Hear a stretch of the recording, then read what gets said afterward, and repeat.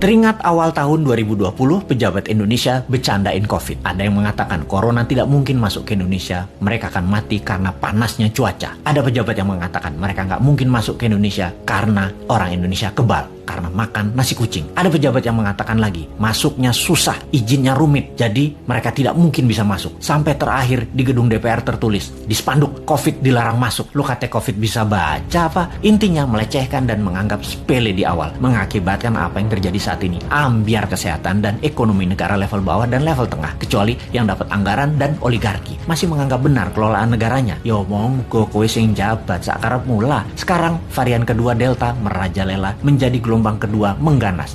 Mulai disalahkan rakyatnya nggak kuat sama PPKM aja mengeluh, apalagi di lockdown. Nah kok ngene sih sampean bernegaranya, Cak? Kok nuduh rakyat? Bentar, jangan-jangan kalau di lockdown 100% dengan darurat militer plus dikasih cuan selama 14 hari langsung reda COVID-nya ketimbang di PPKM kan, dimana 80% manusia masih pada ngider bingung sih tepatnya. COVID jadi tetap merajalela karena ikut bergerak juga mengikuti cangkangnya. Sudahlah, pokoknya nggak ada lockdown, adanya PSBB, lalu PPKM, lalu nanti muncul singkatan baru dan apalagi strateginya, ya terserah. Lalu sibuk vaksin sana sini, tahu-tahu ada strain mutasi baru, Lambda, jreng, kaget lagi. Dimana Lambda ini katanya anti vaksin, kebal vaksin. Apa sih sebenarnya yang terjadi? Vaksin sama virus kok pinter-pinteran begini, sakti-saktian, punya jurus di atas jurus. Karena bernegaranya punya gaya sendiri, gak mau denger ilmu selain ilmu orang di sekitar istana, maka ya gak apa-apa kita gak dianggap, walaupun kita selalu memberi solusi melalui sosmed. Kita ingatkan versi lain, pernah kita berikan solusi pakai gelang hijau, fokus di daerah hijau, dan pakai darurat militer, gak digubris. Memang sih sudah pasti ide kita dilepeh, yowis rapopo. Kalau buat simulasi alternatif lain ada gak? Pemerintah buat gak? Skenario A, B, C, D, dan lain sebagainya. Sungguh loh, ini semua harusnya banyak alternatif yang kita buat solusi dengan banyak skenario. Ada skenario perang dunia, invisible war, skenario pandemi untuk tujuan politik, atau ini pandemi biasa. Oh lupa, selama hampir 2 tahun ini masih kekeh COVID itu pandemi biasa, bukan ada skenario konspirasi dan bisa selesai pakai vaksin. Dan pendapat ini dipegang kokoh, ngotot banget, COVID pandemi biasa dan selesai dengan vaksin. Itu keputusan maha benar. Kalau kita New Mind punya banyak alternatif berpikir dan skenario bertindak, beda dengan Old Mind. Kalau ini adalah perang dunia, kita harus segera memutuskan ambil posisi dengan siapa kita berteman, dengan Nazi atau dengan sekutu. Kalau ala perang dunia kedua, kalau ini pandemi, biological war sama globalis, maka kita juga harus lobby internasional dengan big farmasi. Kalau ini pandemi dengan tujuan politik, kita pepet lawannya musuh kita. Ini dari sisi hulu, dari biang masalahnya. Kalau dari sudut pandemi globalis yang terus menginginkan kendali kesehatan, maka apa yang terjadi kalau vaksin sudah 100% populasi di Indonesia, ternyata pandemi COVID tidak hilang juga? Beli vaksin lagi? Lama hal ini sudah kita pertanyakan, namun pejabat bilang tidak mungkin, pasti hilang dengan vaksin. Iya paham, kalau tidak selesai ya nggak dijawab. Lalu yang dia bilang adalah lo ngeyel sih. Oke, kalau New Mind bagaimana? Punya skenario lah kalau New Mind. Skenario kalau COVID tidak bisa selesai oleh vaksin. Cara berhitungnya sederhana. Kalau terpapar 20.000 per hari, maka sebulan 600.000, setahun 7 jutaan. Saat ini 3,5 jutaan, alias total sampai akhir tahun 2022 bisa mencapai 15 jutaan. Dan ini baru memapar 5-10% populasi. Dimana kalau ternyata vaksin tidak menyelesaikan penyebaran COVID, maka 7 tahun COVID baru hilang dari bumi Nusantara. Karena untuk herd imunitas harus 70% tercapai.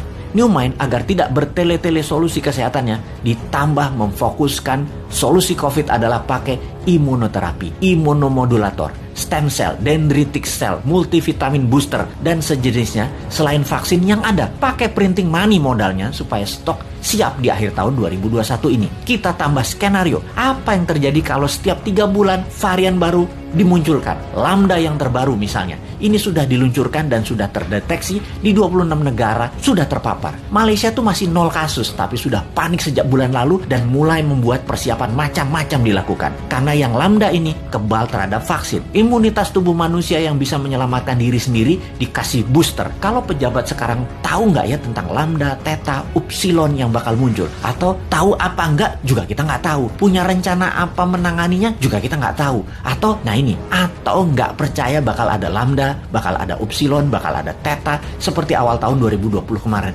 Ya monggo. Jadi kalau vaksin tidak menyelesaikan masalah ditambah varian baru yang lebih kuat muncul, mau PPKM karet berapa lagi? Karet 4 seperti sekarang aja jebol. Kalau karet 10 pedes banget ya. Masih belum nyadar juga ya bahwa solusi selama 2 tahun ini belum terlalu tepat. Setidak tepat selalu berhutangnya untuk hal yang tidak produktif di dalam bernegara. Ayolah melobi globalis. Bisa kan ngerti? Cuma nanya, jangan marah dong bos. Aku ya ora paham. Cuman kasihan rakyat aja.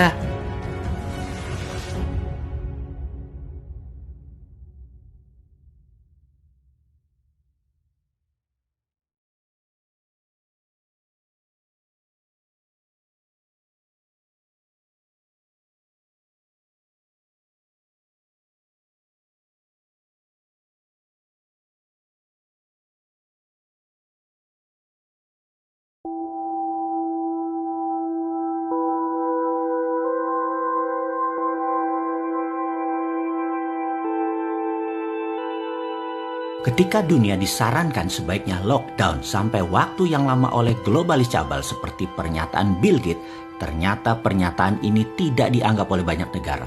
Globalis marah. Akhirnya COVID benar-benar menjadi tidak selesai. Dunia pasti sebentar lagi akan bukan dunia yang dulu lagi, yang saling terkoneksi. COVID tipe baru dilepaskan globalis di berbagai wilayah dunia. Lebih dari 10 macam COVID yang memerlukan 10 macam vaksin juga.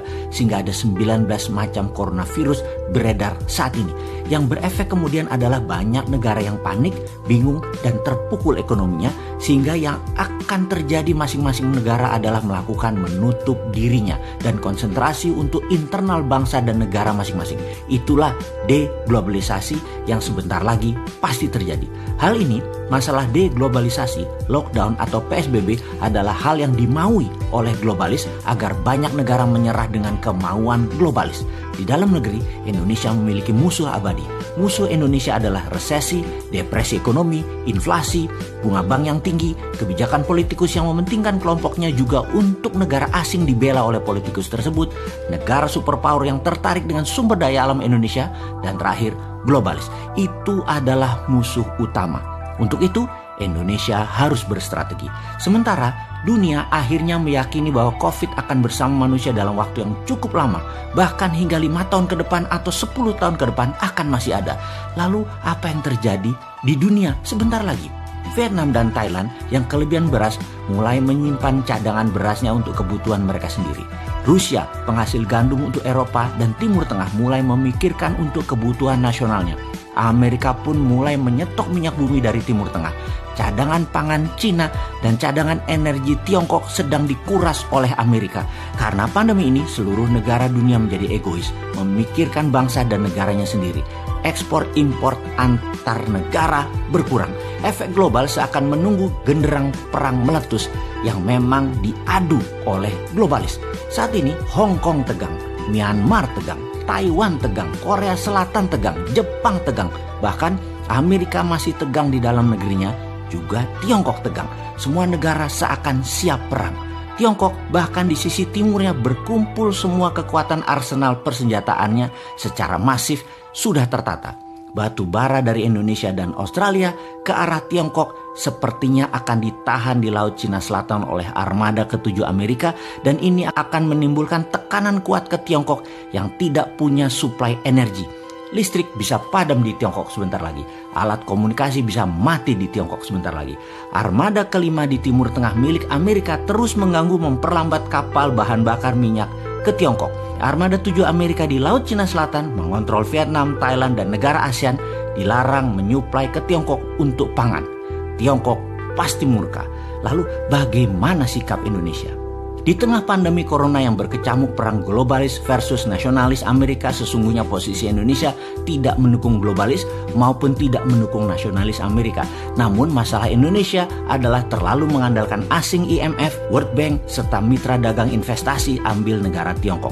Sesungguhnya kalau jadi perang berkepanjangan antara Amerika dan Tiongkok, maka inilah kesempatan emas membangun Indonesia tanpa globalis, tanpa asing, tanpa asing. Namun sayang, yang terjadi di Indonesia ada sebagian kecil pejabat, ada oligarki, ada kelompok masyarakat bayaran, ada yang tidak tahu apa-apa namun sudah tertanam kebencian mendalam akan kelompok tertentu, putra bangsa tertentu, dan terus saja saling serang, saling jelek-jelekan, dan selalu Indonesia gaduh saat ini.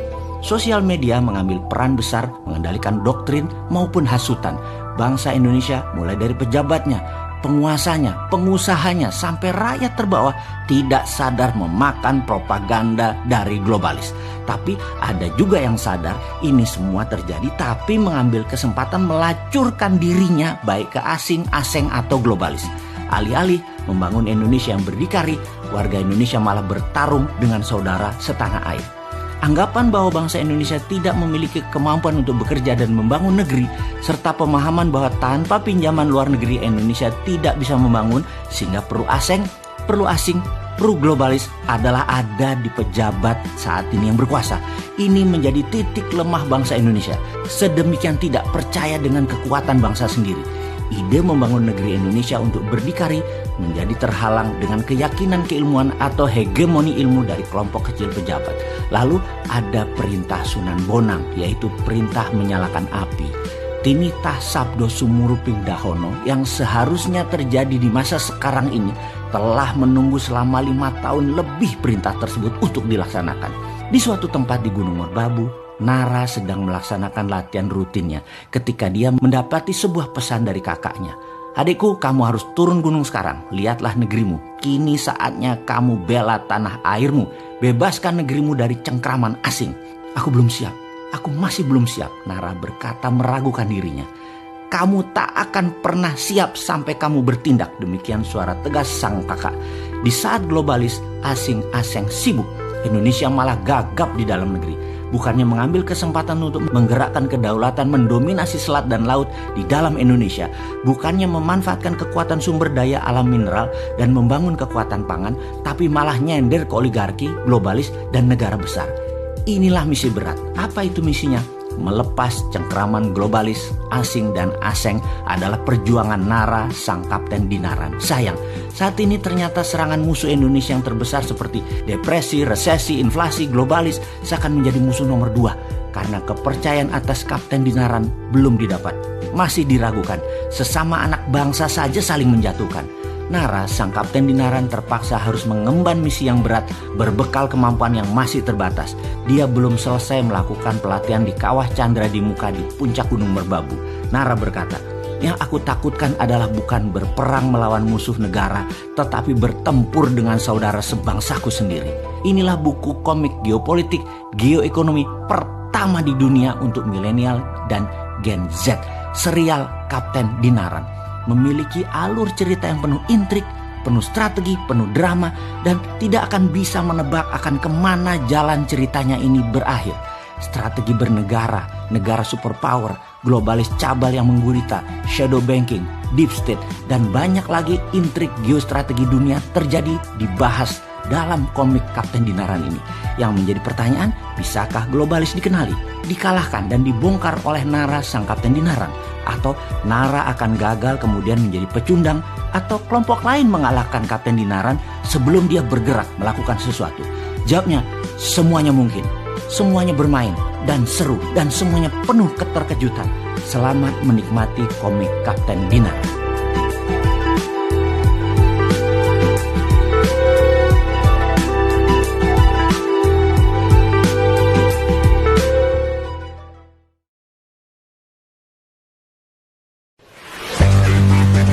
Kita sangat memahami bahwa sampai saat ini pendekatan masalah COVID adalah pendekatan pandemi, bukan pendekatan perang biologi. Jadi penanganannya masih pendekatan kesehatan, bukan pendekatan perang, di mana cara menyelesaikannya bukan hanya masalah kesehatan, vaksin, vitamin, dan alat kesehatan, tetapi lobi politik luar negeri plus tukar-menukar alat tawar lainnya. Karena itu bagi New Mind masih meragukan akankah masalah pandemi ini akan jadi singkat jika menggunakan pendekatan seperti ini, pendekatan pandemi. Yang jelas sudah hampir tahun kedua pandemi ini berkuasa, belum juga menunjukkan COVID bisa dikalahkan. Jadi kira-kira apa yang terjadi dalam sisi bisnis di tahun pandemi ini oleh New Mind dikategorikan perang dunia ketiga. Yang jelas sabuk pengaman harus kencang terpasang, kantung oksigen bisa anjlok di depan Anda setiap saat. Kemahiran pilot dan kopilot dan para kru kapal menenangkan penumpang dan membawa pesawat sekarang sedang diuji. Lalu kita sebagai pebisnis, kita mau bermain baru atau mau mengembangkan apa yang sudah ada yang kita bangun. Di saat turbulence ini bisa ambil posisi diam atau menyalip. Baiklah, bagaimana kalau kita lihat filosofi bisnis terlebih dahulu tentang kebutuhan. Kebutuhan dasar sampai kapanpun akan ada. Kebutuhan sandang, pangan, papan itu kebutuhan utama. Kita ingin menjadi trendsetter, menciptakan tren baru, atau kita mau lebih tinggi lagi, yaitu pembuat tren, yaitu sebagai game changers, pembawa perubahan aturan main baru dengan membuat lantai dansa yang baru. Seperti Elon Musk dengan Tesla, dengan SpaceX-nya, dengan rencana tinggal di Mars. Itu game changers. Kita tahu sulit menjadi game changers seperti cita-cita New Mind yang mau ganti Old Mind di politik Indonesia 2024. Keras sekali perlawanan kaum Old Mind dan buzzer berjuang, dan buzzer rupiah berjuang membantai New Mind. Pokoknya jangan sampai New Mind berkuasa dan menjadi negara super power aja Indonesia ini. Tetapi sungguh New Mind tidak akan diam. Bagaimana kalau begini sahabat? Tak perlu kita fokus terlalu jauh dulu dan akan membuat Indonesia menang secepatnya. Lebih baik kita persiapkan diri kita untuk berdaulat dulu secara pribadi. Sungguh, sekali lagi sahabat,